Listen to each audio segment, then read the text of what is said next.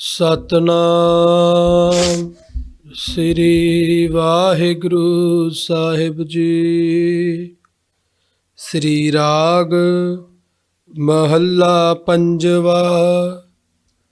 ਨਾਮ ਧਿਆਏ ਸੋ ਸੁਖੀ, ਤਿਸ ਮੁਖ ਉਜਲ ਹੋਏ।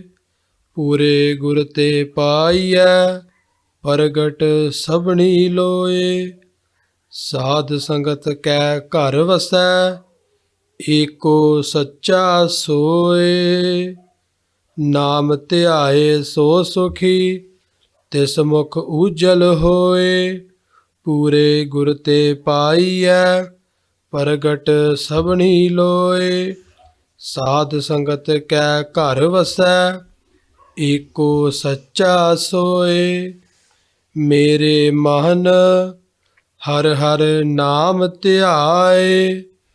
ਨਾਮ ਸਹਾਈ ਸਦਾ ਸੰਗ, ਆਗੈ ਲਹੇ ਛਡਾਏ। ਰਹਾਉ ਦੁਨੀਆ ਕੀਆ ਵਡਿਆਈਆ, ਕਵਨੈ ਆਵਹਿ ਕਾਮ। ਮਾਇਆ ਕਾ ਰੰਗ ਸਭ ਫਿੱਕਾ, ਜਾਤੋ ਬਿਨਸ ਨਿਧਾਨ। ਜਾ ਕੈ ਹਿਰਦੈ ਹਰਿ ਵਸੈ, ਸੋ ਪੂਰਾ ਪ੍ਰਧਾਨ। ਸਾਧੂ ਕੀ ਹੋ ਰੇਣੁਕਾ, ਆਪਣਾ ਆਪ ਤਿਆਗ। ਉਪਾਵ ਸਿਆਣਪ ਸਗਲ ਛੱਡ, ਗੁਰ ਕੀ ਚਰਣੀ ਲਾਗ। ਤਿਸ ਹੈ ਪ੍ਰਾਪਤ ਰਤਨ ਹੋਏ, ਜਿਸ ਮਸਤਕ ਹੋਵੈ ਭਾਗ।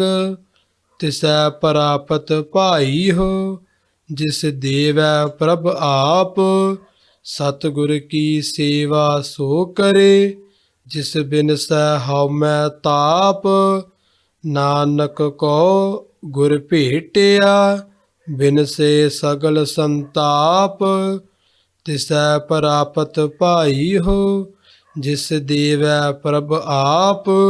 ਸਤਿਗੁਰ ਕੀ ਸੇਵਾ ਸੋ ਕਰੇ, ਜਿਸ ਬਿਨਸੈ ਹਉਮੈ ਤਾਪ। ਨਾਨਕ ਕੋ ਗੁਰ ਭੇਟਿਆ, ਬਿਨਸੇ ਸਗਲ ਸੰਤਾਪ। ਵਾਹਿਗੁਰੂ ਜੀ ਕਾ ਖਾਲਸਾ, ਵਾਹਿਗੁਰੂ ਜੀ ਕੀ ਫਤਿਹ। ਸਤਿਗੁਰੂ ਗੁਰੂ ਗਰੀਬ ਨਿਵਾਜ, ਬਖਸ਼ਿੰਦ ਮਹਿਰਮ ਦਾਤਾ ਜੀ। ਧੰਨ ਧੰਨ ਸ੍ਰੀ ਗੁਰੂ ਗ੍ਰੰਥ ਸਾਹਿਬ ਸੱਚੇ ਪਾਤਸ਼ਾਹ ਜੀ ਦੀ ਪਾਵਨ ਪਵਿੱਤਰ ਹਜ਼ੂਰੀ ਅੰਦਰ ਸੁਭਾਏਮਾਨ ਗੁਰੂ ਸਵਾਰੇ ਗੁਰਮੁਖ ਜਨੋ, ਸਤਿਗੁਰਾਂ ਦੀ ਅਪਾਰ ਕਿਰਪਾ ਸਦਕਾ ਅਸਾਂ ਨੇ ਧੰਨ ਧੰਨ ਸ੍ਰੀ ਗੁਰੂ ਅਰਜਨ ਦੇਵ ਜੀ ਪਾਸੋਂ ਰਾਗ ਸ੍ਰੀ ਦੇ ਵਿੱਚ ਪਾਵਨ ਪਵਿੱਤਰ ਹੁਕਮਨਾਮਾ ਸਾਹਿਬ ਸ਼੍ਰਵਣ ਕੀਤਾ ਹੈ। ਸੱਚੇ ਪਾਤਸ਼ਾਹ ਜੀ ਕਿਰਪਾ ਕਰਦੇ ਨੇ, ਤੂੰ ਆਪਣਾ ਜ਼ੋਰ ਲਾ ਕੇ ਦੇਖ ਲਿਆ, ਤੂੰ ਅਜੇ ਤੱਕ ਸੁਖੀ ਨਹੀਂ ਨਾ ਹੋਇਆ। ਤੂੰ ਆਪਣੇ ਗੁਰੂ ਨੂੰ ਆ ਕੇ ਪੁੱਛ, ਤੇਰਾ ਗੁਰੂ ਦੱਸੇਗਾ ਸੁਖੀ ਹੋਈਦਾ ਕਿਵੇਂ ਹੈ। ਜੋ ਤੇਰੀ ਥਿੰਕਿੰਗ ਸੀ, ਜੋ ਤੇਰੀ ਸੋਚ ਸੀ, ਪਹਿਲਾਂ ਦੇਸ਼ ਵਿੱਚ ਸੀ, ਪੰਜਾਬ ਵਿੱਚ ਸੋਚਦਾ ਸੈਂ ਜ਼ਮੀਨਾਂ ਬਹੁਤੀਆਂ ਹੋਣਗੀਆਂ ਤਾਂ ਸੁਖੀ ਹੋਵੇਗਾ, ਸਰਕਾਰੀ ਨੌਕਰੀ ਹੋਏਗੀ ਤਾਂ ਸੁਖੀ ਹੋਵੇਗਾ। ਭਰਮ ਟੁੱਟ ਗਿਆ। ਫਿਰ ਮਨ ਦੇ ਵਿੱਚ ਇਹ ਖਿਆਲ ਆਇਆ, ਵਿਦੇਸ਼ ਵਿੱਚ ਚਲੇ ਜਾਈਏ ਤਾਂ ਸੁਖੀ ਹੋਵਾਂਗੇ। ਵਿਦੇਸ਼ ਵਿੱਚ ਵੀ ਚਲੇ ਗਏ, ਸੁਖੀ ਤਾਂ ਵੀ ਨਹੀਂ ਹੋਏ, ਸਗੋਂ ਪੁੱਠਾ ਚੱਕਰ ਪੈ ਗਿਆ। ਪੰਜਾਬ ਦੇ ਵਿੱਚ ਤਾਂ ਤੂੰ ਅੰਮ੍ਰਿਤ ਵੇਲੇ ਉੱਠ ਕੇ ਤੇ ਗੁਰੂ ਘਰ ਦੀ ਸੇਵਾ ਵਿੱਚ ਪਹੁੰਚ ਜਾਂਦਾ ਸੀ। ਸ਼ਾਮ ਨੂੰ ਸ਼੍ਰੀ ਰਹਿਰਾਸ ਸਾਹਿਬ ਜੀ ਤੋਂ ਬਾਅਦ ਸੁਖ ਆਸਨ ਸਾਹਿਬ ਦੀ ਸੇਵਾ ਦੇ ਵਿੱਚ ਵੀ ਪਹੁੰਚ ਜਾਂਦਾ ਸੀ। ਹੁਣ ਦੇਖ, ਤੂੰ 2 ਵਕਤ ਦੀ ਗੱਲ ਛੱਡ,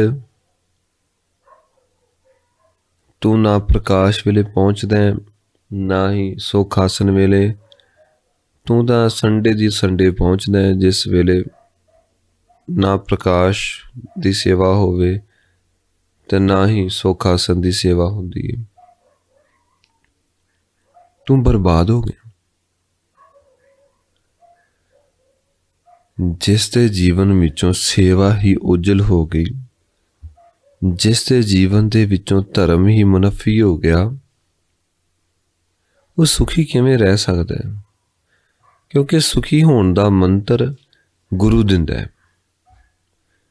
ਤੇ ਗੁਰੂ ਮਹਾਰਾਜ ਜੀ ਦਾ ਇੱਕ ਇੱਕ ਵਚਨ ਅਟਲ ਸੱਚਾਈ ਹੈ, ਬਸ਼ਰਤੇ ਕੋਈ ਗੁਰੂ ਨੂੰ ਰੱਬ ਮੰਨਦਾ ਹੋਵੇ। ਮਹਾਂਪੁਰਖ ਤੇ ਕਹਿੰਦੇ ਨੇ, ਗੁਰੂ ਮਹਾਰਾਜ ਜੀ ਦਾ ਬਚਨ ਆ ਜਾਏ ਤੇ ਸਿੱਖ ਉਹ ਬਚਨ ਸ਼ਰਵਣ ਕਰਕੇ, ਨੇਤਰਾਂ ਦੇ ਨਾਲ ਦਰਸ਼ਨ ਕਰਕੇ, ਰਸਨਾ ਨਾਲ ਬੋਲ ਕੇ, ਤੇ ਹੁਣ ਪਿੱਛੇ ਭੌਂ ਕੇ ਨਾ ਦੇਖੇ, ਪਿੱਛੇ ਮੁੜ ਕੇ ਨਾ ਦੇਖੇ, ਬਚਨ ਕਮਾਉਣ ਵਾਸਤੇ ਯਤਨਸ਼ੀਲ ਹੋ ਜਾਏ, ਤੇ ਫਿਰ ਗੁਰੂ ਮਹਾਰਾਜ ਜੀ ਕਿਰਪਾ ਕਰਦੇ ਨੇ, ਸਾਨੂੰ ਦੱਸਦੇ ਨੇ ਕਿ ਸੁਖੀ ਤੂੰ ਹੋਵੇਂਗਾ ਕਿਵੇਂ। ਇਸ ਸੰਸਾਰ ਦੇ ਵਿੱਚ ਤੈਨੂੰ ਸੁੱਖ ਨਹੀਂ ਮਿਲੇਗਾ। ਇਹ ਸੁੱਖ ਇਲਾਹੀ ਦਰਗਾਹੀ ਦਾਤ ਹੈ, ਜੋ ਸਿਰਫ ਤੇ ਸਿਰਫ ਗੁਰੂ ਪਾਸੋਂ ਹੀ ਮਿਲੇਗੀ। ਤੇਰਾ ਮੁਖ ਉਜਲਾ ਕਿਵੇਂ ਹੋਵੇਗਾ? ਤੂੰ ਚਾਨਣ ਨਾਲ ਕਿਵੇਂ ਭਰੇਂਗਾ? ਆਓ ਧੰਨ ਸ਼੍ਰੀ ਗੁਰੂ ਅਰਜਨ ਦੇਵ ਮਹਾਰਾਜ ਜੀ ਪਾਸੋਂ ਸ਼ਰਵਨ ਕਰੀਏ। ਸ੍ਰੀ ਰਾਗ ਮਹੱਲਾ ਪੰਜਵਾ। ਨਾਮ ਧਿਆਏ ਸੋ ਸੁਖੀ, ਤਿਸ ਮੁਖ ਉਜਲ ਹੋਏ। ਜੋ ਵੀ ਗੁਰਮੁਖ ਪਿਆਰਾ ਨਾਮ ਧਿਆਏਗਾ, ਨਾਮ ਜਪੇਗਾ, ਉਹੀ ਸੁਖੀ ਹੋਏਗਾ। ਸੁਖੀ ਹੈ ਹੀ ਉਹ ਜੋ ਨਾਮ ਜਪਦਾ ਹੈ, ਤੇ ਫਿਰ ਉਸ ਦਾ ਆਤਮਿਕ ਜੀਵਨ ਉਜਲਾ ਹੋਏਗਾ। ਉਸ ਦਾ ਜੋ ਰੂਹਾਨੀ ਜੀਵਨ ਹੈ, ਰੂਹਾਨੀ ਚਿਹਰਾ ਹੈ, ਉਹਦੇ ਉੱਤੇ ਕੋਈ ਦਾਗ ਧੱਬਾ ਨਹੀਂ ਹੋਏਗਾ। ਬਾਣੀ ਵਿੱਚ ਬਚਨ ਅਸੀਂ ਪੜ੍ਹਦੇ ਹਾਂ, ਦਾਗ ਦੋਸ ਮੋਹ ਚੱਲਿਆ ਜਾਏ, ਦਰਗਹਿ ਬੈਸਣ ਨਾਹੀ ਜਾਏ। ਦਾਗ ਦੋਸ ਮੋਹੇ ਚਲਿਆ ਜਾਏ, ਦਰਗਹਿ ਬੈਸਣ ਨਾਹੀ ਜਾਏ। ਕਹਿਣ ਲੱਗੇ, ਇਸ ਕਰਕੇ ਪਰਮੇਸ਼ਵਰ ਦੇ ਦਰ ਘਰ ਦੇ ਵਿੱਚ ਪ੍ਰਵਾਨ ਉਹੀ ਹੋਏਗਾ ਜੋ ਪਰਮੇਸ਼ਵਰ ਦੀ ਸਿਫਤ ਸਲਾਹ, ਜੋ ਪਰਮੇਸ਼ਵਰ ਦੇ ਨਾਮ ਨੂੰ ਜਪੇਗਾ। ਪਰਮੇਸ਼ਵਰ ਦੇ ਨਾਮ ਜਪੇ ਬਿਨਾ ਕੋਈ ਵੀ ਸੁਖੀ ਨਹੀਂ ਰਹਿ ਸਕਦਾ। ਦਾਗ ਦੋਸ ਮੋਹੇ ਚੱਲਿਆ ਲਾਏ, ਦਰਗਹਿ ਬੈਸਣ ਨਾਹੀ ਜਾਏ।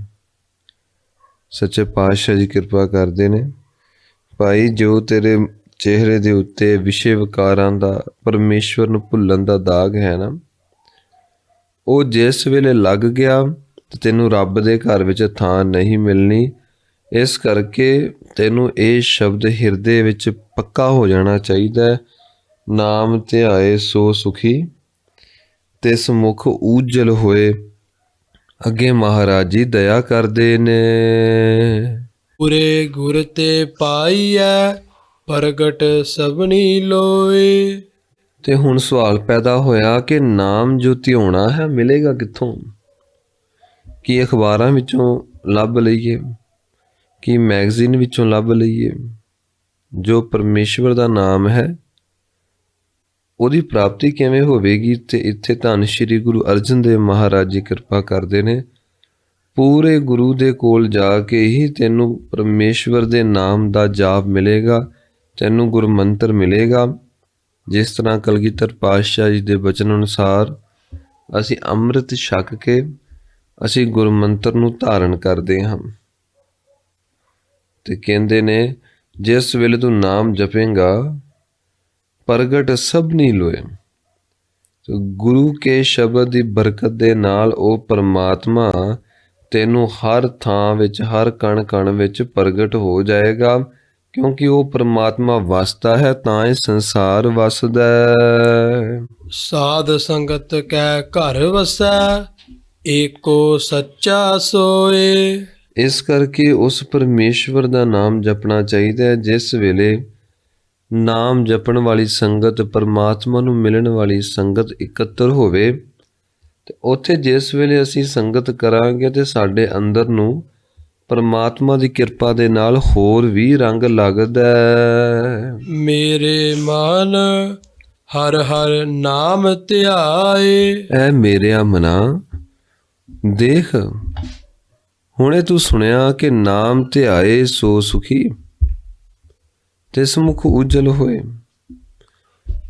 ਤੇ ਜੇਕਰ ਇਹ ਬਚਨ ਸੁਣਨ ਤੋਂ ਬਾਅਦ ਤੂੰ ਫੇਰ ਇਹੀ ਸਵਾਲ ਕਰੇ ਜੀ ਕਿਵੇਂ ਹੋਵੇਗੀ ਕਿਰਪਾ, ਕਿਵੇਂ ਹੋਵਾਂਗੇ ਸੁਖੀ, ਕਿਵੇਂ ਬਖਸ਼ਿਸ਼ ਵਰਤੇਗੀ, ਤੇ ਤੈਨੂੰ ਦੱਸਦੇ ਹਾਂ ਹੁਣ ਤੈਨੂੰ ਨਾਮ ਜਪਣਾ ਚਾਹੀਦਾ ਹੈ। ਤੇ ਇੱਕ ਵਾਰੀ ਨਹੀਂ, ਦੋ ਵਾਰੀ ਨਹੀਂ, ਜਪਦਾ ਰਹਿ, ਜਪਦਾ ਰਹਿ। ਮੇਰੇ ਮਨ ਹਰ ਹਰ ਨਾਮ ਧਿਆਏ। ਐ ਮੇਰਿਆ ਮਨਾ, ਪਰਮੇਸ਼ਵਰ ਦਾ ਨਾਮ ਧਿਆਉਂਦਾ ਰਹਿ, ਧਿਆਉਂਦਾ ਰਹਿ, ਸਿਮਰਨ ਕਰਦਾ ਰਹਿ, ਕਰਦਾ ਰਹਿ। ਤੇ ਮਹਾਰਾਜ ਜੀ ਨੂੰ ਪੁੱਛਿਆ ਗਿਆ, ਮਹਾਰਾਜ ਜੀ ਜੇਕਰ ਸਿਮਰਨ ਕਰਦੇ ਰਹੇ, ਨਾਮ ਜਪਦੇ ਰਹੇ, ਤੇ ਫਿਰ ਕੀ ਕਿਰਪਾ ਹੋਏਗੀ? ਸਤਿਗੁਰੂ ਸਮਝਾਉਂਦੇ ਨੇ, ਨਾਮ ਸਹਾਈ ਸਦਾ ਸੰਗ, ਆਗੈ ਲਏ ਛਡਾਏ। ਪਰਮੇਸ਼ਵਰ ਦਾ ਨਾਮ ਲੋਕ ਵਿੱਚ ਵੀ ਸਹਾਇਤਾ ਕਰੇਗਾ ਤੇ ਪਰਲੋਕ ਵਿੱਚ ਵੀ ਸਹਾਇਤਾ ਕਰੇਗਾ। ਸਰੀਰ ਦੇ ਨਾਲ ਵੀ ਰਹੇਗਾ। ਜਿਸ ਵੇਲੇ ਅਸੀਂ ਸਰੀਰ ਨੂੰ ਤਿਆਗਾਂਗੇ ਤੇ ਸਾਡੀ ਰੂਹ ਦੇ ਨਾਲ ਵੀ ਗੁਰੂ ਕੇ ਸ਼ਬਦ ਦੀ ਉਹ ਬਰਕਤ, ਗੁਰੂ ਕੇ ਸ਼ਬਦ ਦਾ ਚਾਨਣ ਜਾਂਦਾ ਹੈ। ਅਸੀਂ ਗੁਰੂ ਵਾਲੇ ਤਾਂ ਹੀ ਹੋਣਾ ਹੈ। ਇਹ ਸੱਚਾਈ ਹੈ ਗੁਰੂ ਕੋ। ਜਿਸ ਵੇਲੇ ਆਤਮਿਕ ਪੱਧਰ ਤੇ ਅਸੀਂ ਜਿਉਂਦੇ ਹਾਂ ਨਾ, ਉੱਥੇ ਸਾਡੇ ਸੰਸਾਰ ਦੀਆਂ ਕਮਾਈਆਂ ਹੋਈਆਂ ਕੋਈ ਵੀ ਚੀਜ਼ਾਂ ਸਾਡੀ ਹੈਲਪ ਨਹੀਂ ਕਰਦੀਆਂ। ਜਿਸ ਵੇਲੇ ਅਸੀਂ ਆਤਮਿਕ ਪੱਧਰ ਤੇ ਜਿਉਂਦੇ ਹਾਂ ਤੇ ਸੰਸਾਰ ਦੇ ਵਿੱਚ ਕਮਾਇਆ ਹੋਇਆ ਮਿਲੀਅਨ, ਬਿਲੀਅਨ, ਸੈਂਟੀਲੀਅਨ ਆਪ ਜੀ ਨੂੰ ਪਤਾ ਹੈ ਕਿ ਸੈਂਟੀਲੀਅਨ ਡਾਲਰ ਇੱਕ ਹਿੰਸਾ ਹੋਵੇ, ਅੱਗੇ 303 ਵਾਰ ਜ਼ੀਰੋਆਂ ਹੋਣ, 1 ਪਲੱਸ 303 ਜ਼ੀਰੋ, ਕੋਈ ਇੰਨਾ ਵੀ ਕਮਾ ਲਵੇ ਨਾ ਸੈਂਟੀਲੀਅਨ, ਤੇ ਕਹਿੰਦੇ ਨੇ ਤਾਂ ਵੀ ਪਰਮੇਸ਼ਵਰ ਦੇ ਦਰ ਘਰ ਤੱਕ ਪਹੁੰਚਣ ਵਾਸਤੇ ਇੱਕ ਕਦਮ, 1 ਸੈਂਟੀਮੀਟਰ ਤੱਕ ਸਾਨੂੰ ਹੈਲਪ ਨਹੀਂ ਮਿਲਦੀ। ਬਾਹਰ ਦੀ ਸੰਪਤੀ, ਬਾਹਰ ਦਾ ਕਾਰੋਬਾਰ, ਬਾਹਰ ਦਾ ਰੂਪ ਰੰਗ, ਬਾਹਰ ਦੀ ਵਾਹਵਾ, ਬਾਹਰ ਦੀ ਰਿਸਪੈਕਟ, ਬਾਹਰ ਦੀ ਸਟੱਡੀ, ਜੋ ਕੁਝ ਵੀ ਬਾਹਰ ਹੈ ਰੂਹਾਨੀ ਜਗਤ ਵਿੱਚ, ਇਹ ਕੁਝ ਵੀ ਨਹੀਂ। ਇਹ ਸੰਸਾਰ ਸੁਪਨਾ ਹੈ। ਇਸੇ ਕਰਕੇ ਮਹਾਰਾਜ ਜੀ ਬਚਨ ਕਰਦੇ ਨੇ, ਜੈ ਮਾਤ ਪਿਤਾ ਸੁਤ ਮੀਤ ਨਾ ਭਾਈ, ਊਹਾ ਨਾਮ ਤੇਰਾ ਸੰਗ ਸਹਾਈ। ਨਾ ਤੇਰੀ ਮਾਤਾ ਦੀ ਅਸੀਸ ਨੇ ਉੱਥੋਂ ਤੱਕ ਜਾਣਾ ਹੈ ਕਿ ਮੇਰਾ ਪੁੱਤ ਲੰਮੀ ਉਮਰ ਵਾਲਾ ਹੋਵੇ। ਜੇ ਮਾਤਾ ਦੀ ਆਪਣੀ ਕਮਾਈ ਨਹੀਂ ਤੇ ਉਹ ਬੱਚੇ ਨੂੰ ਕੀ ਦੇਗੀ ਜੀ। ਤੇ ਪਿਤਾ ਦੇ ਕੋਲ ਜਾਇਦਾਦ ਬਹੁਤ ਹੈ, ਪਿਤਾ ਦੀ ਜਾਇਦਾਦ ਵੀ ਨਾਲ ਨਹੀਂ ਜਾਣੀ। ਭਰਾਵਾਂ ਦੀ ਹੈਲਪ ਇਸ ਸੰਸਾਰ ਦੇ ਉੱਤੇ ਮੰਨੀ ਜਾਂਦੀ ਹੈ। ਮਾਤਾ ਪਿਤਾ ਦੀ ਮਦਦ, ਮਿੱਤਰਾਂ ਦੀ ਮਦਦ, ਭਰਾਵਾਂ ਦੀ ਮਦਦ, ਬੱਚੇ ਦੀ ਮਦਦ, ਇਹ ਜਿੰਨੇ ਵੀ ਰਿਸ਼ਤੇ ਨੇ ਇਹਨਾਂ ਉੱਤੇ ਬੰਦਾ ਮਾਣ ਕਰਦਾ ਹੈ, ਇਹਨਾਂ ਉੱਤੇ ਬੰਦਾ ਭਰੋਸਾ ਕਰਦਾ ਹੈ। ਇਹਨਾਂ ਰਿਸ਼ਤਿਆਂ ਨੂੰ ਮੂਹਰੇ ਰੱਖਦੇ ਹੋਏ ਬੰਦਾ ਹਰ ਇੱਕ ਦੇ ਅੱਗੇ ਖੜ ਸਕਦੇ ਹਾਂ ਕਿ ਮੇਰੇ ਸੱਜੇ ਖੱਬੇ ਇਹ ਸਾਰੇ ਰਿਸ਼ਤੇ ਨਾਤੇ ਖੜੇ ਨੇ, ਮੈਨੂੰ ਕਾਹਦੀ ਪਰਵਾਹ। ਇਸ ਸੰਸਾਰਕ ਤੌਰ ਦੀ ਗੱਲ ਕਰੀਏ ਤੇ ਸੁੱਖ ਮਹਿ ਬਹੁ ਸੰਗੀ ਪਏ, ਦੁੱਖ ਮਹਿ ਸੰਗ ਨਾ ਕੋਈ। ਕਹਿਣ ਲੱਗੇ ਇਹ ਸਾਰੇ ਸੁੱਖ ਦੇ ਸਾਥੀ ਨੇ, ਦੁੱਖ ਵੇਲੇ ਦਾ ਸਾਥੀ ਕੋਈ ਵੀ ਨਹੀਂ। ਸਮਾਂ ਆਉਂਦਾ ਹੈ ਜੀ, ਮਾਂ ਪਿਓ ਵੀ ਛੱਡ ਦਿੰਦੇ ਨੇ ਬੱਚੇ ਨੂੰ। ਬਹੁਤ ਤਰ੍ਹਾਂ ਤਰ੍ਹਾਂ ਦਾ ਰੰਗ ਸੰਸਾਰ 'ਚ ਵੇਖਣ ਨੂੰ ਮਿਲਦਾ ਹੈ। ਭਰਾ ਛੱਡ ਦਿੰਦੇ ਨੇ, ਬੱਚੇ ਛੱਡ ਦਿੰਦੇ ਨੇ ਮਾਂ ਪਿਓ ਨੂੰ, ਮਿੱਤਰ ਛੱਡ ਦਿੰਦੇ ਨੇ। ਮਨ ਮੁਖਾਂ ਕੇਰੀ ਦੋਸਤੀ, ਮਾਇਆ ਕਾ ਸੰਬੰਧ, ਵੇਖਦਿਆਂ ਹੀ ਭੱਜ ਜਾਣ, ਕਦੇ ਨਾ ਪਾਇਨ ਬੰਦ। ਕਹਿਣ ਲੱਗੇ ਇਸ ਕਰਕੇ ਇਹ ਜੋ ਸੰਸਾਰ ਦੇ ਦੁਨਿਆਵੀ ਰਿਸ਼ਤੇ ਨੇ, ਇਹ ਤੇਰੇ ਅੰਦਰੂਨੀ ਜੀਵਨ ਵਿੱਚ, ਰੂਹਾਨੀ ਜਗਤ ਵਿੱਚ ਕੋਈ ਸਾਥ ਨਹੀਂ ਦਿੰਦੇ। ਪਰ ਜਦੋਂ ਗੁਰੂ ਵਾਲਾ ਹੋਵੇਗਾ, ਤੈਨੂੰ ਅਹਿਮੀਅਤ ਦਾ ਪਤਾ ਲੱਗੇਗਾ ਕਿ ਹੁਣ ਗੁਰੂ ਮਹਾਰਾਜ ਜੀ ਆਪ ਰੂਹਾਨੀ ਜਗਤ ਵਿੱਚ ਮੇਰੇ ਨਾਲ ਚੱਲਦੇ ਨੇ, ਮੇਰੀ ਮਦਦ ਕਰਦੇ ਨੇ। ਇਸ ਕਰਕੇ ਮਹਾਰਾਜ ਜੀ ਕਹਿੰਦੇ ਨੇ ਇਹਨਾਂ ਬਚਨਾਂ ਨੂੰ ਕਮਾ ਲੈ, ਮੰਨ ਲੈ, ਮੰਨ ਲੈ। ਕੀ ਮਹਾਰਾਜ ਜੀ, ਕਿਹੜਾ ਬਚਨ? ਕਹਿੰਦੇ ਨੇ ਸਭ ਤੋਂ ਪਹਿਲਾ ਬਚਨ, ਨਾਮ ਧਿਆਏ ਸੋ ਸੁਖੀ, ਤਿਸ ਮੁਖ ਉਜਲ ਹੋਏ। ਤੇ ਫਿਰ ਇਹਦਾ ਅਸੀਂ ਆਰੰਭ ਕਿਵੇਂ ਕਰਨਾ ਹੈ? ਮੇਰੇ ਮਨ ਹਰ ਹਰ ਨਾਮ ਧਿਆਏ। ਹੁਣ ਤੂੰ ਨਾਮ ਜਪ, ਹੁਣ ਤੂੰ ਨਾਮ ਜਪ। ਪਤਾ ਲੱਗ ਗਿਆ ਤੈਨੂੰ ਸੁੱਖ ਕਿਵੇਂ ਮਿਲਦਾ? ਪਤਾ ਲੱਗ ਗਿਆ ਨਾ? ਹੁਣ ਤੂੰ ਨਾਮ ਜਪੇਂਗਾ ਤੇ ਫਿਰ ਹੀ ਬਖਸ਼ਿਸ਼ ਹੋਏਗੀ। ਤੇ ਫਿਰ ਕਹਿੰਦੇ ਨੇ ਇਸ ਸੰਸਾਰ ਵਿੱਚ ਵੀ ਨਾਮ ਤੇਰੀ ਮਦਦ ਕਰੇਗਾ, ਤੇ ਰੱਬ ਦੇ ਘਰ ਤੱਕ ਪਹੁੰਚਣ ਤੋਂ ਬਾਅਦ ਉਹ ਮੇਰਾ ਮਾਲਕ ਤੇਰੀ ਰੂਹ ਨੂੰ ਰੱਬ ਦੇ ਘਰ ਤੱਕ ਪਹੁੰਚਾਏਗਾ ਤੇ ਤੇਰੀ ਰੂਹ ਦਾ ਜ਼ਿੰਮਾ ਲਵੇਗਾ, ਰਿਸਪੌਂਸਿਬਿਲਿਟੀ ਲਏਗਾ, ਸਰੀਰ ਦੇ ਹੁੰਦਿਆਂ ਵੀ ਤੇ ਸਰੀਰ ਤਿਆਗਣ ਤੋਂ ਬਾਅਦ ਵੀ। ਹੁਣ ਸਾਨੂੰ ਪਤਾ ਲੱਗ ਜਾਏ ਕਿ ਸਾਡੀ ਕੋਈ ਹੈਲਪ ਕਰੇਗਾ ਹਰ ਥਾਂ ਤੇ ਦੱਸੋ ਅਸੀਂ ਕਿੰਨੀ ਗੂੜੀ ਸਾਂਝ ਬਣਾ ਲਵਾਂਗੇ। ਗੂੜੀ ਸਾਂਝ ਬਣਾ ਲਵਾਂਗੇ ਨਾ, ਭਾਵੇਂ ਸਵਾਰਥ ਵਸ ਹੀ ਬਣਾਈਏ, ਭਾਵੇਂ ਅਸੀਂ ਆਪਣੀ ਸੈਲਫਿਸ਼ਨੈਸ ਨੂੰ ਸਾਹਮਣੇ ਰੱਖੀਏ, ਘੱਟੋ ਘੱਟ ਅਸੀਂ ਨਾਮ ਜਪਣਾ ਸ਼ੁਰੂ ਕਰ ਦਈਏ। ਜਿਸ ਵੇਲੇ ਰੂਹਾਨੀ ਜਗਤ ਵਿੱਚ ਪੈਰ ਪੈਂਦਾ ਹੈ ਤੇ ਉੱਥੇ ਗੁਰੂ ਦਾ ਪਤਾ ਲੱਗਦਾ, ਉੱਥੇ ਪਤਾ ਲੱਗਦਾ ਸੰਗਤ ਜੀ। ਸੱਚੇ ਪਾਤਸ਼ਾਹ ਜੀ ਅੱਗੇ ਕਿਰਪਾ ਕਰਦੇ ਨੇ, ਰਹਾਉ ਵਿਸ਼ਰਾਮ ਦਿੰਦੇ ਹੋਏ ਕਿਰਪਾ ਕੀਤੀ। ਦੁਨੀਆ ਕੀਆ ਵਡਿਆਈਆ, ਕਵਨੈ ਆਵਹਿ ਕਾਮ। ਇਹ ਜੋ ਸੰਸਾਰ ਦੀਆਂ ਵਡਿਆਈਆਂ ਨੇ ਨਾ, ਕੋਈ ਤੈਨੂੰ ਕਹਿ ਰਿਹਾ ਪ੍ਰੋਫੈਸਰ, ਤੂੰ ਬੜਾ ਖੁਸ਼ ਹੋ ਜਾਂਦਾ। ਕੋਈ ਕਹਿੰਦਾ ਕਿ ਤੂੰ ਤੇ ਬਹੁਤ ਸੋਹਣਾ ਲੱਗਦਾ ਹੈ, ਤੂੰ ਬੜਾ ਖੁਸ਼ ਹੋ ਜਾਂਦਾ। ਕਿਸੇ ਨੇ ਕਹਿ ਦਿੱਤਾ ਕਿ ਸੋਹਣਾ ਤੇ ਠੀਕ ਆ, ਪਰ ਨਾ ਹੁਣ ਕਮਜ਼ੋਰ ਕਮਜ਼ੋਰ ਲੱਗਣ ਲੱਗ ਪਿਆ, ਬਸ ਨਾਲ ਹੀ ਖੁਸ਼ੀ ਉੱਡ ਗਈ। ਇਹ ਕਿਹੋ ਜਿਹੀ ਖੁਸ਼ੀ? ਦੂਜਾ ਦਵੇ ਤੇ ਖੁਸ਼ ਹੈ, ਜੇ ਦੂਜਾ ਨਾ ਦਵੇ ਤੇ ਤੂੰ ਨਾਰਾਜ਼ ਹੋ ਜਾਂਦਾ। ਦੂਜਾ ਹਸਾਵੇ ਤੇ ਹੱਸਦਾ ਹੈ, ਜੇ ਦੂਜਾ ਥੋੜਾ ਜਿਹਾ ਟੇਢਾ ਵੇਖ ਤੂੰ ਰੋਣ ਲੱਗ ਪੈਂਦਾ। ਸੰਸਾਰ ਦੇ ਵਿੱਚ ਤੇਰੇ ਕੋਲ ਪੈਸਾ ਹੈ, ਸਾਰੇ ਵਡਿਆਈਆਂ ਕਰਨਗੇ। ਜਵਾਨੀ ਹੈ, ਖੂਬਸੂਰਤੀ ਹੈ, ਸਾਰੇ ਵਡਿਆਈਆਂ ਕਰਨਗੇ। ਜਦੋਂ ਪੈਸਾ ਖਤਮ ਹੋ ਗਿਆ, ਜਿਸ ਵੇਲੇ ਜਵਾਨੀ ਖਤਮ ਹੋ ਗਈ, ਜਿਸ ਵੇਲੇ ਗਰੀਬੀ ਨੇ ਆ ਕੇ ਹੱਲਾ ਬੋਲ ਦਿੱਤਾ, ਤੇ ਜਿਸ ਵੇਲੇ ਸਰੋਵਰ ਦੇ ਵਿੱਚ ਆਪ ਜੀ ਦੇਖੋ ਨਾ, ਮੱਛੀਆਂ ਹੋਣ ਤੇ ਬਗਲੇ ਆਉਂਦੇ ਨੇ, ਪੰਛੀ ਆਉਂਦੇ ਨੇ, ਤੇ ਜਿਸ ਵੇਲੇ ਸਰੋਵਰ ਦਾ ਪਾਣੀ ਸੁੱਕ ਜਾਏ ਨਾ, ਕਮਲ ਦੇ ਫੁੱਲ ਮੁਰਝਾ ਜਾਂਦੇ ਨੇ, ਭਵਰੇ ਨਹੀਂ ਹੁੰਦੇ ਉੱਥੇ। ਭਵਰਿਆਂ ਨੂੰ ਪਤਾ ਲੱਗਦਾ ਹੈ ਫੁੱਲ ਨਹੀਂ ਹਨ ਕਮਲ ਦੇ, ਨਹੀਂ ਹੁੰਦਾ ਕੋਈ ਭਵਰਾ ਜੀ। ਪਾਣੀ ਸੁੱਕ ਗਿਆ, ਨਹੀਂ ਆਉਂਦੇ ਬਗਲੇ, ਨਹੀਂ ਆਉਂਦੇ ਪੰਛੀ। ਕਹਿੰਦੇ ਨੇ ਇਸੇ ਤਰ੍ਹਾਂ ਮਾਇਆ ਦਾ ਤਲਾਬ ਸੁੱਕ ਗਿਆ, ਹੁਣ ਕੋਈ ਨਹੀਂ ਆਉਂਦਾ। ਤੇ ਜੇ ਕਿਤੇ ਤੂੰ ਕਿਤੇ ਜਾਵੇਂ ਵੀ ਤੇ ਅਗਲੇ ਨੇ ਕਹਿਣਾ ਆ ਗਿਆ, ਆ ਗਏ ਹੁਣ ਮੰਗਣ, ਇਹ ਹਟਦਾ ਹੀ ਨਹੀਂ। ਜਦੋਂ ਆਇਆ 20 ਵਾਰੀ ਆਇਆ, 30 ਵਾਰੀ ਆਇਆ, 40 ਵਾਰੀ ਆਇਆ, ਜਦੋਂ ਵੇਖੋ ਮੰਗਦਾ ਹੈ, ਜਦੋਂ ਵੇਖੋ ਮੰਗਦਾ ਹੈ, ਜਦੋਂ ਵੇਖੋ ਮੰਗਦਾ ਹੈ। ਸੰਸਾਰ ਦੀ ਹਕੀਕਤ ਹੈ ਜੀ। ਮਹਾਰਾਜ ਜੀ ਕਹਿੰਦੇ ਨੇ ਸੰਸਾਰ ਦੇ ਵਿੱਚ ਜਿੰਨੀਆਂ ਵੀ ਵਡਿਆਈਆਂ ਨੇ ਨਾ, ਤੇਰੀ ਜਿੰਨੀ ਵੀ ਸ਼ੋਭਾ, ਜਿੰਨੀ ਵੀ ਐਡਵਰਟਾਈਜ਼ਮੈਂਟ, ਕੋਈ ਤੇਰੀ ਸਿਫਤ ਕਰ ਰਿਹਾ, ਇਹ ਕਿਸੇ ਕੰਮ ਨਹੀਂ।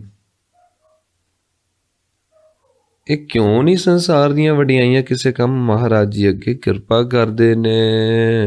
ਮਾਇਆ ਕਾ ਰੰਗ ਸਭ ਫਿੱਕਾ, ਜਾਤੋ ਬਿਨਸ ਨਿਦਾਨ। ਕਿਉਂਕਿ ਇਹ ਜੋ ਸੰਸਾਰ ਦਾ ਰੰਗ ਹੈ ਨਾ, ਇਹ ਫਿੱਕਾ ਹੈ, ਇਹ ਖਤਮ ਹੋ ਜਾਣਾ ਹੈ। ਤੇ ਕਿਉਂ? ਕਿਉਂਕਿ ਇਹ ਸੰਸਾਰ ਪੈਦਾ ਹੋਇਆ ਮਾਇਆ ਦੀ ਰੰਗਤ ਦੇ ਨਾਲ, ਤਿੰਨਾਂ ਗੁਣਾਂ ਵਿੱਚੋਂ ਪੈਦਾ ਹੋਇਆ। ਤੇ ਕਹਿੰਦੇ ਨੇ ਤਿੰਨਾਂ ਗੁਣਾਂ ਵਿੱਚੋਂ ਪੈਦਾ ਹੋਇਆ, ਇਹਦਾ ਰੰਗ ਫਿੱਕਾ ਹੁੰਦਾ ਹੈ। ਅਸੀਂ ਕਹਿ ਦਿੰਦੇ ਹਾਂ ਨਾ ਜਵਾਨੀ ਤੋਂ ਬੁਢਾਪਾ ਆ ਗਿਆ, ਮਹਾਰਾਜ ਜੀ ਕਹਿੰਦੇ ਨੇ ਫਿੱਕਾ ਹੋ ਗਿਆ। ਅਸੀਂ ਕਹਿ ਦਿੰਦੇ ਹਾਂ ਉਮਰ 50 ਸਾਲ ਦੀ ਹੋ ਗਈ, ਮਹਾਰਾਜ ਜੀ ਕਹਿੰਦੇ ਨੇ 50 ਸਾਲ ਦੀ ਉਮਰ ਫਿੱਕੀ ਪੈ ਗਈ, ਮਰ ਗਈ ਉਮਰ। ਮਹਾਰਾਜ ਜੀ ਕਹਿੰਦੇ ਨੇ ਜੋ ਮਾਇਆ ਹੈ ਹੀ ਬੇਰੰਗ, ਜਿਸ ਮਾਇਆ ਦੀ ਹਸਤੀ ਕੋਈ ਨਹੀਂ, ਕਹਿੰਦੇ ਨੇ ਉਹਦਾ ਰੰਗ ਫਿੱਕਾ ਹੈ। ਤੇ ਇਸ ਮਾਇਆ ਵੀ ਲੋਕਾਂ ਦੀ ਵਾਹ ਵਾਹ ਤੈਨੂੰ ਮਿਲੀ, ਇਹ ਵਾਹ ਵਾਹ, ਇਹ ਵਡਿਆਈਆਂ ਵੀ ਫਿੱਕੀਆਂ ਨੇ। ਜੋ ਵਡਿਆਈ ਕਰਦੇ ਨੇ ਇਹਨਾਂ ਨੇ ਇੱਕ ਦਿਨ ਮਰ ਮੁੱਕ ਜਾਣਾ ਹੈ, ਤੇ ਜਿਨ੍ਹਾਂ ਨੇ ਮਰ ਮੁੱਕ ਜਾਣਾ ਹੈ ਉਹਨਾਂ ਦੀ ਵਡਿਆਈਆਂ ਵੀ ਮਰ ਮੁੱਕਣ ਵਾਲੀਆਂ ਨੇ। ਇਸ ਕਰਕੇ ਲੋਕਾਂ ਕੋਲੋਂ ਵਾਹ ਵਾਹ ਦੀ ਉਮੀਦ ਨਾ ਰੱਖ, ਨਾ ਰੱਖ ਉਮੀਦ। ਲੋਕ ਨਾ ਤੈਨੂੰ ਖੁਸ਼ੀ ਦੇ ਸਕਦੇ ਨੇ, ਨਾ ਤੈਨੂੰ ਗਮੀ ਦੇ ਸਕਦੇ ਨੇ, ਕਿਉਂਕਿ ਅਸੀਂ ਆਪਣੇ ਕਾਰਨ ਕਰਕੇ ਖੁਸ਼ ਹਾਂ, ਆਪਣੇ ਕਾਰਨ ਕਰਕੇ ਦੁਖੀ ਹਾਂ ਜੀ। ਇੱਕ ਗੁਰਮੁਖ ਪਿਆਰੇ ਨੇ, ਉਹਨਾਂ ਨੂੰ ਕੋਈ ਆ ਕੇ ਕਹਿ ਦੇਵੇ ਤੁਹਾਡੀ ਦਸਤਾਰ ਬਹੁਤ ਸੋਹਣੀ, ਉਹ ਖੁਸ਼ ਨਹੀਂ ਹੁੰਦੇ। ਜੇ ਕੋਈ ਕਹਿ ਦੇਵੇ ਤੁਹਾਨੂੰ ਦਸਤਾਰ ਬੰਨਣੀ ਨਹੀਂ ਆਉਂਦੀ, ਇੱਦਾਂ ਬੰਨੀ ਦੀ, ਇੰਝ ਨਹੀਂ ਬੰਨੀ ਦੀ, ਸਿੱਖ ਲੋਗੇ ਤੂੰ, ਟੇਢੀ ਮੇਢੀ ਬਟੰਗੀ ਜੀ ਬੰਨੀ, ਉਹ ਮੁਸਕਰਾ ਕੇ ਸਾਰ ਦਿੰਦੇ ਨੇ। ਜਦੋਂ ਪੁੱਛੋ ਕੀ ਗੱਲ ਹੋਈ, ਅਗਲੇ ਨੇ ਤਾਂ ਬਹੁਤ ਇਨਸਲਟ ਕੀਤੀ, ਅੱਗੋਂ ਹੱਸ ਕੇ ਕਹਿ ਦਿੰਦੇ ਨੇ ਇਨਸਲਟ ਉਹਨਾਂ ਨੇ ਦਸਤਾਰ ਦੀ ਕੀਤੀ। ਤੇ ਪੁੱਛਿਆ ਦਸਤਾਰ ਤੇ ਕਲਗੀਧਰ ਪਾਤਸ਼ਾਹ ਦੀ, ਤੇ ਅੱਗੋਂ ਮੁਸਕਰਾ ਕੇ ਕਹਿਣ ਲੱਗੇ ਇਹਨਾਂ ਲੋਕਾਂ ਨੂੰ ਕੀ ਪਤਾ ਕਲਗੀਧਰ ਪਾਤਸ਼ਾਹ ਕੌਣ ਆ। ਤੇ ਜਿਹੜੀ ਦਸਤਾਰ ਮੇਰੇ ਗੁਰੂ ਨੇ ਸਜਾ ਦਿੱਤੀ ਆ, ਉਹ ਦਸਤਾਰ ਇਹਨਾਂ ਲੋਕਾਂ ਨੂੰ ਦਿਸਦੀ ਵੀ ਨਹੀਂ। ਉਹਨਾਂ ਨੂੰ ਕੋਈ ਫਰਕ ਨਹੀਂ ਪੈਂਦਾ, ਕੋਈ ਫਰਕ ਨਹੀਂ ਪੈਂਦਾ। ਦਿਨ ਰਾਤ ਉਹਨਾਂ ਨੇ ਤਪੱਸਿਆ ਕੀਤੀ, ਡਾਰਕ ਸਰਕਲ ਵੱਧ ਗਏ ਉਹਨਾਂ ਦੇ ਬਹੁਤ ਜ਼ਿਆਦਾ, ਖਾਣਾ ਪੀਣਾ ਘੱਟ ਗਿਆ।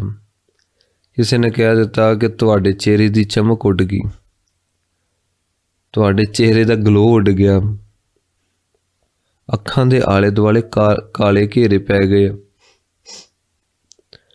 ਤੁਸੀਂ ਹੁਣ ਵੀਕ ਲੱਗਣ ਲੱਗ ਪਏ।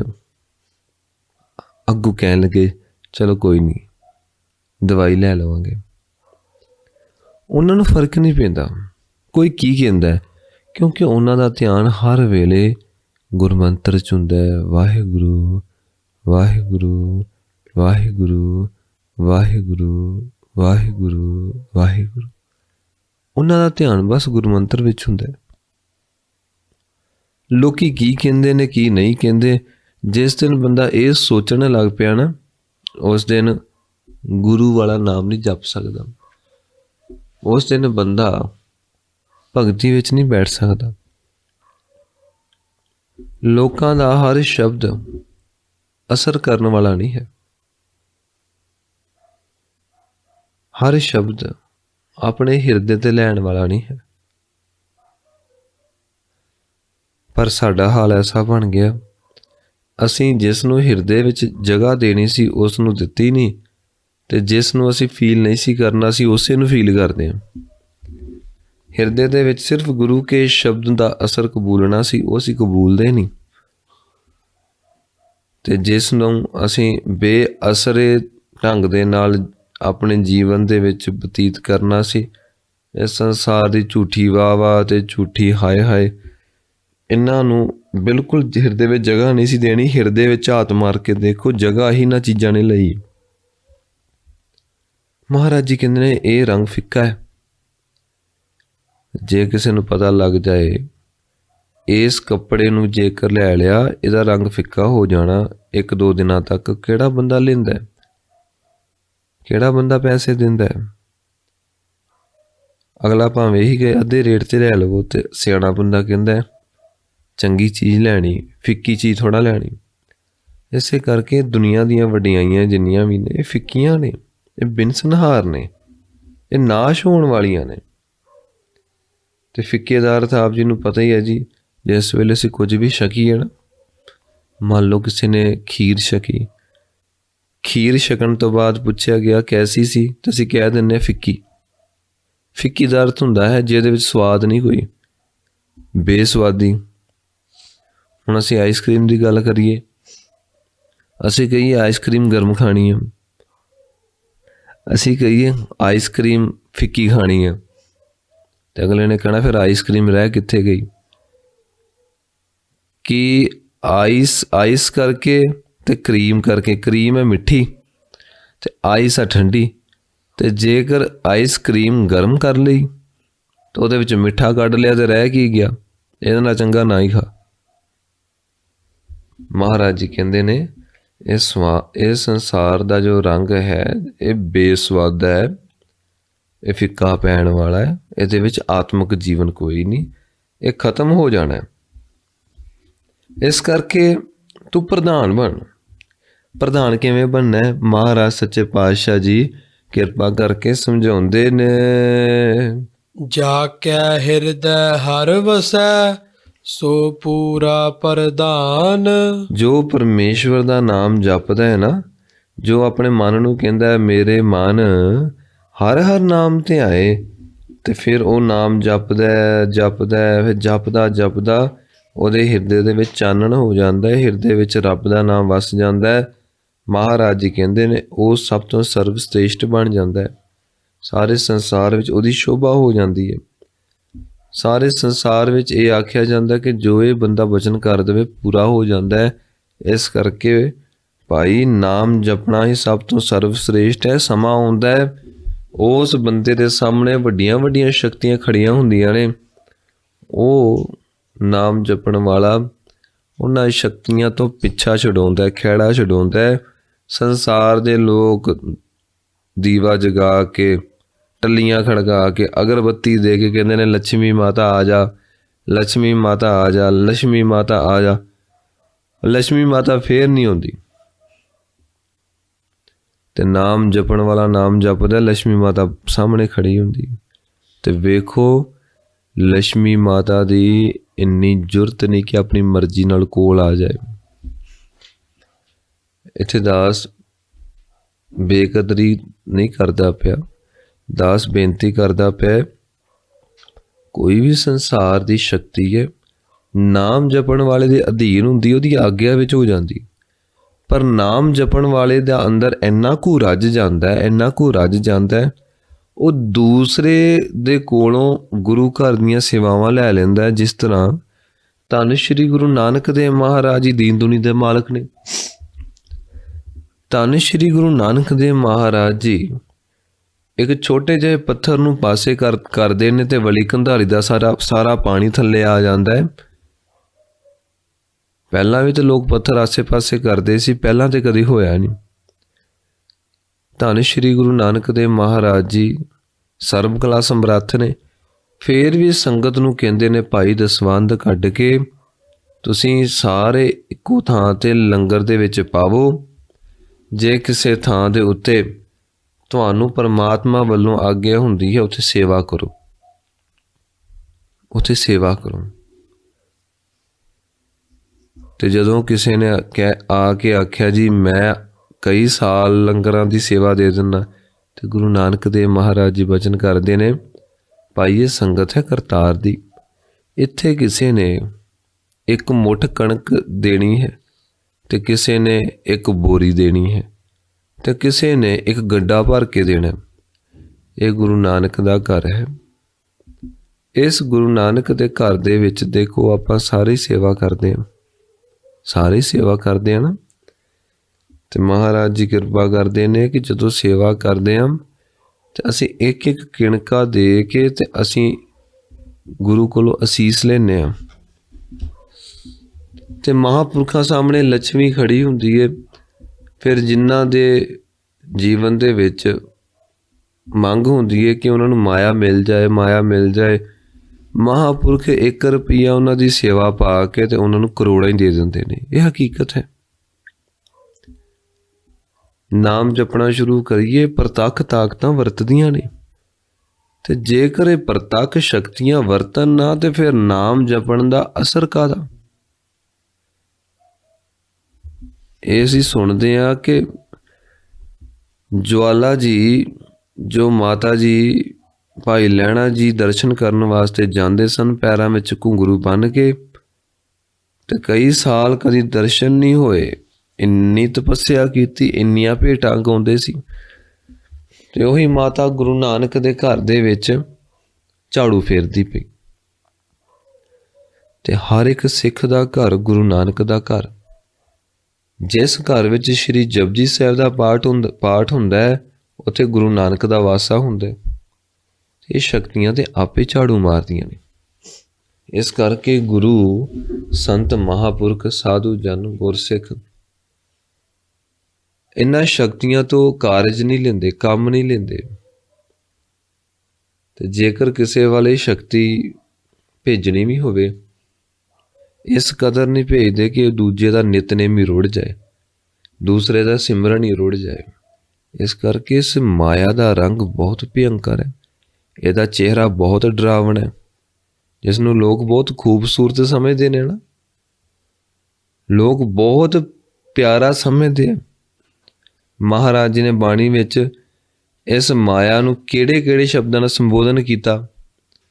ਕਿਤੇ ਸ਼ਬਦ ਵਰਤਿਆ ਇਹ ਸਪਣੀ ਆ, ਮਾਇਆ ਹੋਏ ਨਾਗਨੀ, ਕਿਤੇ ਸਪਣੀ ਕਹਿ ਦਿੱਤਾ। ਤੇ ਸਪਣੀ ਦਾ ਕੀ ਅਰਥ? ਜੋ ਮੌਤ ਦਵੇ, ਬੜੀ ਜ਼ਹਿਰੀਲੀ ਹੈ। ਤੇ ਕਿਤੇ ਕਹਿ ਦਿੱਤਾ ਇਹ ਮੋਹਣੀ ਹੈ। ਮਾਇਆ ਮਮਤਾ ਮੋਹਣੀ, ਜਿਨ ਵਿਣ ਦੰਤਾਂ ਜੱਗ ਖਾਇਆ। ਤੇ ਖਾਂਦਾ ਕੌਣ ਹੈ? ਕਾਲ। ਇਸ ਮਾਇਆ ਦਾ ਚਿਹਰਾ ਬਹੁਤ ਡਰਾਵਣਾ ਹੈ। ਇਸ ਕਰਕੇ ਸਾਨੂੰ ਪਰਮੇਸ਼ਵਰ ਦੇ ਦਰ ਘਰ ਦੇ ਵਿੱਚੋਂ ਗੁਰੂ ਪਾਸੋਂ ਨਾਮ ਦੀ ਦਾਤ ਮੰਗਣੀ ਚਾਹੀਦੀ ਹੈ। ਨਾਮ ਕੀ ਦਾਤ ਦੇ ਨਾਲ ਇਹ ਸਭ ਕੁਝ ਉਤੇ ਸਿੱਧ ਆ ਜਾਂਦਾ। ਜੇ ਨਾਮ ਹੋਵੇਗਾ ਨਾ ਪੱਲੇ ਵਿੱਚ, ਫਿਰ ਇਹ ਮਾਰੂ ਤਾਕਤਾਂ ਮਾਰ ਨਹੀਂ ਕਰਦੀਆਂ, ਇਹ ਮਾਰ ਨਹੀਂ ਮਾਰ ਸਕਦੀਆਂ। ਦਾਸ ਹਕੀਕਤ ਬਿਆਨ ਕਰਦਾ ਪਿਆ, ਬੜਾ ਭਿਅੰਕਰ ਚਿਹਰਾ ਜੀ, ਡਰਾਵਣਾ ਹੈ ਬਹੁਤ। ਇਹ ਤੇ ਸਾਧੂ ਸੰਤਾਂ ਨੇ ਨਕੇਲ ਪਾਈ ਨਾ ਇਸ ਮਾਇਆ ਨੂੰ, ਸਾਰੀ ਦੁਨੀਆ ਤਬਾਹ ਕਰ ਛੱਡੀ ਇਸ ਨੇ ਜੀ, ਸਾਰੀ ਦੁਨੀਆ ਤਬਾਹ ਕਰ ਦਿੱਤੀ। ਇਹਦੇ ਚਿਹਰੇ ਦਾ ਜਿਸ ਵੇਲੇ ਅਸਲ ਸਾਹਮਣੇ ਆ ਜਾਂਦਾ ਹੈ, ਫਿਰ ਸਾਧੂ ਸੰਤ ਇਸ ਨੂੰ ਦੂਰ ਹੀ ਰੱਖਦੇ ਨੇ। ਸਾਧੂ ਸੰਤ ਇਹਨੂੰ ਪਿਆਰੀ ਨਹੀਂ ਸਮਝਦੇ। ਕਹੋ ਕਬੀਰ ਸੰਤਨ ਕੀ ਬੈਰਣ, 3 ਲੋਕ ਕੀ ਪਿਆਰੀ। 3 ਲੋਕ ਇਹਦੀ ਪੂਜਾ ਕਰਦੇ ਨੇ, ਪੈਸਾ ਮਿਲੇ, ਪੈਸਾ ਮਿਲੇ, ਪੈਸਾ ਮਿਲੇ। ਤਾਂ ਸੰਤਾਂ ਨੂੰ ਅਸਲੀ ਚਿਹਰਾ ਦਿਸ ਪੈਂਦਾ। ਸੰਤ ਕਹਿੰਦੇ ਨੇ ਤਾਂ ਬੜੀ ਡਰਾਵਣੀ, ਬੜੀ ਭਿਅੰਕਰ, ਬੜੀ ਭੈੜੀ ਮਾਰ ਮਾਰਦੀ। ਇਹ ਵੈਰਣ ਆ, ਇਹ ਵੈਰਣ ਆ। ਇਸ ਕਰਕੇ ਗੁਰੂ ਦੇ ਚਰਨਾਂ ਵਿੱਚ ਹਮੇਸ਼ਾ ਹੀ ਰਹਿਣਾ ਚਾਹੀਦਾ। ਗੁਰੂ ਕੇ ਚਰਨ ਕੀ ਵਾਹਿਗੁਰੂ ਵਾਹਿਗੁਰੂ ਵਾਹਿਗੁਰੂ ਵਾਹਿਗੁਰੂ ਵਾਹਿਗੁਰੂ। ਸੱਚੇ ਪਾਤਸ਼ਾਹ ਜੀ ਕਹਿੰਦੇ ਨੇ, ਹੁਣ ਤੈਨੂੰ ਦੱਸਦੇ ਹਾਂ ਤੂੰ ਕਰਨਾ ਕੀ ਹੈ। ਨਾਮ ਜਪੀ ਗਿਆ, ਜਪੀ ਗਿਆ, ਜਪੀ ਗਿਆ। ਅੱਗੇ ਹੋਰ ਕੁਝ ਕਾਰਜ ਕਰਨੇ ਨੇ ਜਿਹਦੇ ਨਾਲ ਤੇਰੇ ਤੇ ਪ੍ਰਮਾਤਮਾ ਦੀ ਕਿਰਪਾ ਹੋਵੇਗੀ। ਸਾਧੂ ਕੀ ਹੋ ਰੇਣੁਕਾ, ਆਪਣਾ ਆਪ ਤਿਆਗ। ਕਹਿਣ ਲੱਗੇ ਇੱਥੇ ਸਾਧੂ ਦਾ ਅਰਥ ਹੈ ਜੀ ਪੂਰਨ ਗੁਰੂ। ਕਹਿੰਦੇ ਨੇ ਤੂੰ ਪੂਰਨ ਗੁਰੂ ਦੇ ਚਰਨਾਂ ਦੀ ਰੇਣੂਕਾ ਬਣ ਜਾ, ਧੂੜ ਬਣ ਜਾ, ਆਪਣਾ ਆਪ ਛੱਡ ਦੇ। ਆਪਣਾ ਆਪ ਕੀ ਛੱਡ ਦੇ? ਭਾਈ ਮਨੀ ਸਿੰਘ ਜੀ ਦਾ ਬੰਦ ਕੱਟਿਆ ਗਿਆ ਸੀ ਕਿ ਬਾਬਾ ਦੀਪ ਸਿੰਘ ਜੀ ਦਾ ਸਿਰ ਸਰੀਰ ਨਾਲੋਂ ਅਲੱਗ ਹੋ ਗਿਆ ਸੀ? ਕੀ ਨਾਮ ਜਪਣਾ ਜ਼ਰੂਰੀ ਹੈ? ਨਾਮ ਜਪਣ ਦਾ ਢੰਗ ਕੀ? ਨਾਮ ਜਪਣ ਦਾ ਫਾਇਦਾ ਕੀ? ਨਾਮ ਕਿੰਨਾ ਕੁ ਜਪਣਾ? ਕਿਸੇ ਰਸੋਈ ਵਿੱਚ ਕੰਮ ਕਰਦੀ ਸੁਆਣੀ ਨੂੰ ਪੁੱਛ। ਜੇਕਰ ਕੋਈ ਬੰਦਾ ਇਹ ਗੱਲ ਕਹੇਗਾ ਨਾ, ਰੁਕ ਜਾਓ, ਪਹਿਲਾਂ ਇਹ ਦੱਸੋ ਤੁਸੀਂ ਦਾਲ ਦੇ ਵਿੱਚ ਪਾਣੀ ਪਾਉਣ ਲੱਗੀ ਹੋ ਨਾ, ਹੇ ਮਾਤਾ ਤੂੰ ਪਾਣੀ ਪਾਉਣ ਲੱਗੀ ਹੈ, ਦੱਸ ਇਹ ਜਿਹੜਾ ਜੱਗ ਤੂੰ ਫੜਿਆ ਹੈ ਇਹਦੇ ਵਿੱਚ ਬੂੰਦਾਂ ਕਿੰਨੀਆਂ ਨੇ ਪਾਣੀ ਦੀਆਂ? ਪਹਿਲਾਂ ਗਿਣ ਕੇ ਦੱਸ। ਹੁਣ ਮਾਤਾ ਅਨਪੜ੍ਹ ਭਾਵੇਂ ਪੜ੍ਹੀ ਲਿਖੀ ਵੀ ਹੋਵੇ ਜੀ, ਸਵਾਲ ਕਰਨ ਵਾਲਾ ਕਹਿੰਦਾ ਮਾਤਾ ਰੁਕ, ਇਹ ਜੋ ਤੂੰ ਲੂਣ ਪਾਉਣ ਲੱਗੀ ਹੈ ਇਹਦੇ ਵਿੱਚ ਕਿੰਨੇ ਕਣ ਨੇ? ਇਸ ਲੂਣ ਦੇ ਵਿੱਚ ਕਿੰਨੇ ਕਣ ਹਨ? ਇਸ ਲੂਣ ਦੇ ਤੈਨੂੰ ਕਦੀ ਗਿਣਤੀ ਮਿਣਤੀ ਦੇ ਵਿੱਚ ਆਪਣੇ ਹਿਸਾਬ ਕਿਤਾਬ ਦੇ ਵਿੱਚ ਤੂੰ ਆਪਣਾ ਖਿਆਲ ਕੀਤਾ? ਪਹਿਲਾਂ ਦੱਸ ਕਿੰਨੇ ਲੂਣ ਦੇ ਕਿਣਕੇ ਨੇ? ਕਿੰਨਾ ਪਾਣੀ ਜਿਹੜਾ ਸੁੱਟਣ ਲੱਗੀ ਹੈ ਤੂੰ ਇਸ ਦਾਲ ਦੇ ਵਿੱਚ, ਇਹਦੇ ਵਿੱਚ ਕਿੰਨੀਆਂ ਬੂੰਦਾਂ ਨੇ? ਦੂਸਰੀ ਗੱਲ, ਜੋ ਤੂੰ ਹੁਣੇ ਤੇਲ ਪਾਇਆ ਜਾਂ ਰਿਫਾਈਨਡ ਪਾਇਆ ਜਾਂ ਦੇਸੀ ਘਿਓ ਪਾਇਆ, ਇਹਦੇ ਵਿੱਚ ਕਿਹੜੀ ਬੂੰਦ ਰਲੀ? ਇਹਦਾ ਆਰੰਭ ਕਿਵੇਂ ਹੋਇਆ? ਪੱਠੇ ਖਾਦੇ ਤੇ ਇਹ ਹਰੇ ਪੱਠਿਆਂ ਤੋਂ ਇਹ ਦੇਸੀ ਘਿਓ ਬਣ ਗਿਆ। ਮਾਤਾ ਨੇ ਉਸ ਵੇਲੇ ਕਹਿਣਾ ਮੇਰਾ ਸਿਰ ਨਾ ਖਾ, ਮੈਨੂੰ ਨਹੀਂ ਪਤਾ ਲੂਣ ਦੇ ਵਿੱਚ ਕਿਣਕੇ ਕਿੰਨੇ ਗਾ, ਕਿਹੜਾ ਗਿਣਦਾ ਫਿਰੇ? ਤੇ ਪਾਣੀ ਦੀਆਂ ਬੂੰਦਾਂ ਕਿੰਨੀਆਂ? ਜਿਨ੍ਹਾਂ ਨੇ ਕੱਖ ਨਹੀਂ ਕਰਨਾ ਹੁੰਦਾ, ਸਿਰ ਹੀ ਖਾਣਾ ਹੁੰਦਾ, ਚੁੱਪ ਕੀਤਾ ਰਹਿ। ਤੂੰ ਦਾਲ ਬਣਾਉਣੀ ਨਹੀਂ, ਮੈਨੂੰ ਬਣਾਉਣ ਦੇਣੀ ਨਹੀਂ। ਤੇ ਹੁਣ ਜਦੋਂ ਮਾਤਾ ਨੇ ਉਹ ਆਟਾ ਫੜ ਕੇ ਤੇ ਪਰਾਤ 'ਚ ਪਾਇਆ, ਪਹਿਲਾਂ ਇਹ ਦੱਸ ਇਹ ਆਟਾ ਕਿੰਨੇ ਦਾਣਿਆਂ ਦਾ? ਇਸ ਆਟੇ ਦੇ ਇੱਕ ਦਾਣੇ 'ਚ ਕਿੰਨੇ ਕਿਣਕੇ ਹੁੰਦੇ ਆ?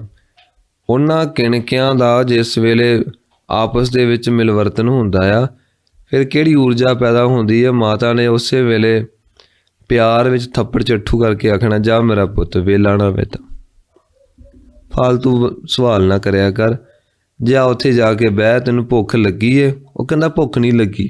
ਮਾਤਾ ਕਹਿਣ ਲੱਗੀ ਜੇ ਲੱਗੀ ਹੁੰਦੀ ਫਾਲਤੂ ਦੇ ਸਵਾਲ ਨਾ ਕਰਦਾ, ਜਿਹਨੂੰ ਭੁੱਖ ਲੱਗੀ ਹੁੰਦੀ ਉਹ ਬਸ ਇੱਕੋ ਹੀ ਗੱਲ ਕਰਦਾ, ਛੇਤੀ ਲਿਆਓ ਪ੍ਰਸ਼ਾਦਾ, ਭੁੱਖ ਲੱਗੀ ਏ। ਤੈਨੂੰ ਭੁੱਖ ਨਹੀਂ ਲੱਗੀ, ਇਸ ਕਰਕੇ ਐਵੇਂ ਚੱਪੜ ਬੋਲੀ ਜਾਂਦਾ। ਇਸੇ ਤਰ੍ਹਾਂ ਜਿਨ੍ਹਾਂ ਦੇ ਅੰਦਰ ਪਰਮੇਸ਼ਵਰ ਦੇ ਨਾਮ ਦੀ ਭੁੱਖ ਲੱਗ ਜਾਂਦੀ ਉਹ ਬਹੁਤੇ ਸਵਾਲ ਜੇ ਨਹੀਂ ਕਰਦੇ। ਉਹ ਇਹ ਨਹੀਂ ਕਹਿੰਦੇ ਜੀ ਇਹ ਵਾਹਿਗੁਰੂ ਗੁਰੂ ਮੰਤਰ ਹੀ ਕਿਉਂ ਦਿੱਤਾ ਗੁਰੂ ਗੋਬਿੰਦ ਸਿੰਘ ਮਹਾਰਾਜ ਨੇ, ਕੋਈ ਹੋਰ ਵੀ ਦੇ ਸਕਦੇ ਸੀ। ਅੱਛਾ ਤੂੰ ਜ਼ਿਆਦਾ ਸਿਆਣਾ, ਤੂੰ ਗੁਰੂ ਗੋਬਿੰਦ ਸਿੰਘ ਮਹਾਰਾਜ ਤੋਂ ਸਿਆਣਾ ਹੋ ਗਿਆ, ਤੂੰ ਹੁਣ ਸਲਾਹ ਦਿੰਦਾ ਪਿਆ। ਤੇ ਫਿਰ ਕਈ ਸੱਜਣੇ ਵੀ ਕਹਿੰਦੇ ਨੇ ਠੀਕ ਆ ਵਾਹਿਗੁਰੂ ਗੁਰੂ ਮੰਤਰ ਦੇ ਦਿੱਤਾ ਸੀ, ਫਿਰ ਕੀ ਲੋੜ ਸੀ 7 ਬਾਣੀਆਂ ਦੇ ਨਿਤਨੇਮ ਦੀ? ਕੀ ਲੋੜ ਸੀ? ਫਿਰ ਬੰਦਾ ਕਹਿੰਦਾ ਹੈ ਕਿ ਤੇਰੇ ਸੰਸਾਰ ਤੇ ਆਉਣ ਦੀ ਕੀ ਲੋੜ ਸੀ? ਵੀ ਤੂੰ ਇੱਕ ਸਾਹ ਲੈ ਲਾ, ਬਾਕੀ ਸਾਹ ਤੂੰ ਘੁੱਟ ਕੇ ਜੀ, ਫਿਰ ਬਾਕੀ ਸਾਹ ਤੂੰ ਕਿਉਂ ਲੈਣਾ? ਸਾਹ ਲੈ ਰਹੇ ਤੇ ਤੇਰੇ ਸਰੀਰ 'ਚ ਖੂਨ ਦੀ ਕੀ ਲੋੜ? ਤੂੰ ਸਾਹ ਦੇ ਨਾਲ ਹੀ ਕੰਮ ਸਾਰੀ ਜਾ। ਬੰਦਾ ਪਰਮਾਤਮਾ ਤੇ ਗੁਰੂ ਤੇ ਸਵਾਲ ਕਰਦਾ ਹੈ, ਇਹਨੂੰ ਇੰਨਾ ਨਹੀਂ ਪਤਾ ਸਵਾਲ ਤੈਨੂੰ ਸੰਸਾਰ ਤੇ ਕਰਨਾ ਚਾਹੀਦਾ, ਜਿਹੜਾ ਅਸਲ ਵਿੱਚ ਹੈ ਹੀ ਨਹੀਂ, ਝੂਠਾ ਆ, ਉਹਦੇ ਤੇ ਸਵਾਲ ਕਰਨਾ ਚਾਹੀਦਾ, ਉਹਦੇ ਤੇ ਯਕੀਨ ਕਰਦਾ, ਗੁਰੂ ਦੇ ਸ਼ਬਦ ਦੇ ਉੱਤੇ ਇਹ ਤਰਕ ਕਰਦਾ। ਮਹਾਰਾਜ ਜੀ ਕਹਿੰਦੇ ਨੇ ਪੂਰਨ ਗੁਰੂ ਦੇ ਚਰਨਾਂ ਦੀ ਧੂੜ ਬਣ ਜਾ, ਆਪਣਾ ਆਪ ਤਿਆਗ, ਐਵੇਂ ਆਪਣੀ ਨਾ ਸਿਆਣਪ ਨੂੰ ਅੱਗੇ ਨਾ ਰੱਖ। ਗੁਰੂ ਮਹਾਰਾਜ ਜੀ ਦਇਆ ਕਰਦੇ ਨੇ। ਉਪਾਵ ਸਿਆਣਪ ਸਗਲ ਛੱਡ, ਗੁਰ ਕੀ ਚਰਣੀ ਲਾਗ। ਇਹ ਆਪਣੀਆਂ ਚਤੁਰਾਈਆਂ ਦੀਆਂ ਛੱਡ, ਇਹ ਸਿਆਣਪਾਂ ਦੀਆਂ ਛੱਡ, ਗੁਰੂ ਨੂੰ ਆਪਣੇ ਤੋਂ ਵੱਧ ਸਿਆਣਾ ਸਮਝ। ਗੁਰੂ ਰੱਬ ਆ, ਗੁਰੂ ਦੇ ਚਰਨਾਂ ਨਾਲ ਲੱਗ ਜਾ, ਗੁਰੂ ਕੀ ਚਰਨ ਸ਼ਰਨ ਵਿੱਚ ਆ ਜਾ।